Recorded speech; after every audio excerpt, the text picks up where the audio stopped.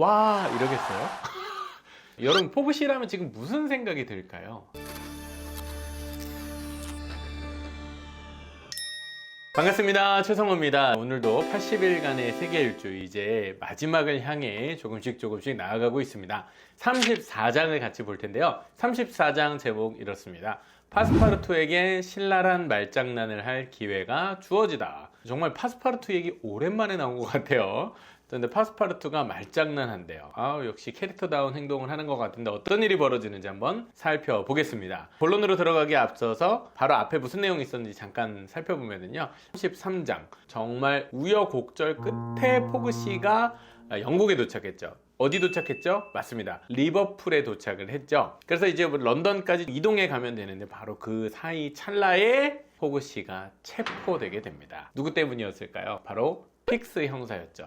그토록 포그씨를 잡고 싶어 했잖아요. 근데 세계를 돌면서 못 잡고 있다가 이제 영국에 돌아왔으니까 이때다 해서 결국 포그씨를 체포하게 됩니다. 그러면 이제 포그씨는 감옥에 갇히게 되었는데 감옥에 갇힌 것 자체가 문제가 아니라 그 때문에 신사들과 약속했던 시간까지 런던에 도착하지 못하게 된 상황이 벌어지고 말았습니다. 책에 이런 구절이 나옵니다. 현재 시간 12월 21일 오전 11시 40분 리버풀. 이제 개혁클럽에 도착해야 되는 시간까지 대략 한 9시간 정도가 남아있다고 합니다. 왜냐면 내기가 시작됐던 시간이 저녁 8시 45분이었기 때문에 오전 11시, 저녁 8시, 한 9시간 남아있다는 거예요. 자, 리버풀부터 런던까지 이동을 충분히 할 수 있을 것 같은 시간인데 감옥에 갇히게 된 겁니다. 포그씨의 심리를 묘사하는 장면이 나와요. 초조할 것 같지만 여전히 그 감정을 티를 내고 있지 않아요. 포그씨가 시계를 봅니다. 오후 2시가 됐는데 이 2시가 왜 중요했냐면 급행열차가 출발하는 시간이었어요. 리버풀부터 런던까지 포그씨를 원래 데려다 줄 수 있었던 바로 그 열차가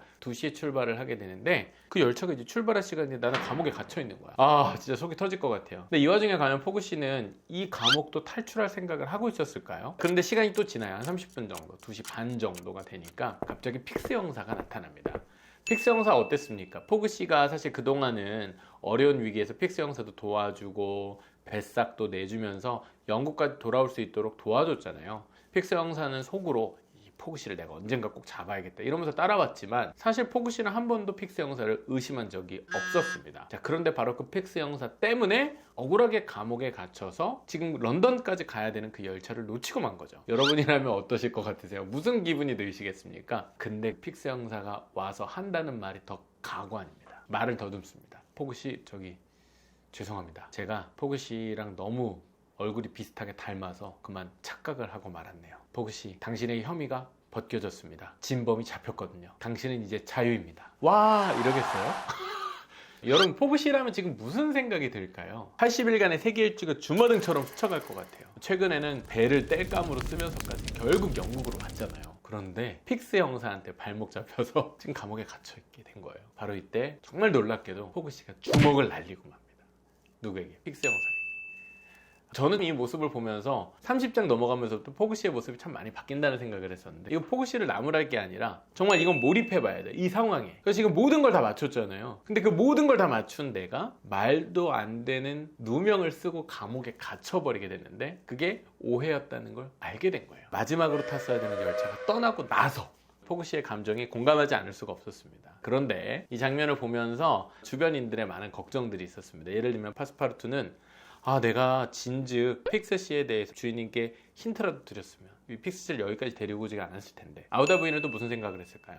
나를 구하느라 시간을 지체하지 않았더라면 이라는 생각했겠죠? 픽스 형사는 어땠겠습니까? 아마 죽을 것 같았을 겁니다. 그래서 한 방 맞고 나서 찍소리 못했어요. 포그씨는 또 어땠을까요? 혹시 자신을 자책하는 마음이 들지는 않았을까요? 이 장면을 보면서 이런 질문이 떠올랐습니다. 과연 포그씨가 이 내기에 실패하게 된 원인은 정말 누구에게 있었던 것일까? 자, 누군가는 이 장면을 딱 보면서 이거는 픽스 씨 때문이지 이렇게 얘기할 수도 있었겠지만 만약 포그씨가 좀 다른 결정을 했었다면 아니면 파스파르투, 아우다 부인 그 모두가 조금씩은 다른 이야기들로 이 상황에 들어왔었더라면 아마 어쩌면 포그씨는 하루 이틀 정도 시간을 앞당겼을 수도 있거든요. 그러니까 여러분들은 이 상황에서 누가 포그씨가 내기에 지게 만든 원흉이었다고 생각하시나요?